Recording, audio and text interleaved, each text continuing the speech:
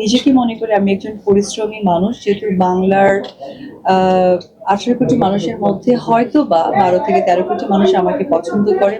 শুধুমাত্র যে তার কাজের বহিঃপ্রকাশ ঘটায় তা কিন্তু না। আমি আসলে কাউকে তীর মারার ওই যোগ্যতা মনে করি না, আর আমি তীর আসলে মারিও না। সাপোর্ট যুক্ত ছিল অবশ্যই কিং খান।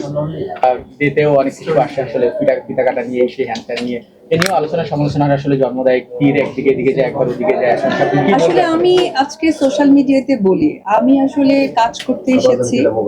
আমি আমি নিজেকে মনে করি আমি একজন পরিশ্রমী মানুষ, যেহেতু বাংলার 18 কোটি মানুষের মধ্যে হয়তো বা 12 থেকে 13 কোটি মানুষ আমাকে পছন্দ করে, বাকি সংখ্যক মানুষ হয়তো আমাকে চেনেন না, আর কিছু সংখ্যক মানুষ হয়তো অপছন্দ করে।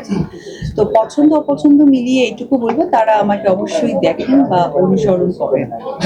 আমার কাছ থেকে অনেক মানুষই জানতে চায়, কারণ একজন সেলিব্রিটি শুধুমাত্র যে তার কাজের বহিঃপ্রকাশ ঘটায় তা কিন্তু না। আমি আসলে কাউকে তীর মারার ওই যোগ্যতা মনে করি না, আর আমি তীর আসলে মারিও না। আনফরচুনেট হয়তোবা কার্মা বা ভাগ্যের ক্রমে আপনারা হয়তোবা তীরটাকে এদিক ওদিক করেন, বাট টু বি অনেস্ট আমি অ্যাকচুয়ালি অপু বিশ্বাস একাই। অবশ্যই আমার ফিল্ম কেরিয়ারে একটি মানুষের অনেক বেশি সাপোর্ট যুক্ত ছিল, অবশ্যই কিং খান।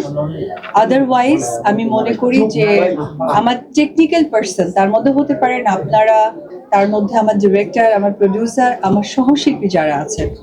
এছাড়া আমি আসলে তীর নিয়ে কখনো আমি চিন্তাই করিনি, বিকজ আমি সো বিজি আমার ওয়ার্ক নিয়ে, নতুন নতুন প্ল্যানিং নিয়ে।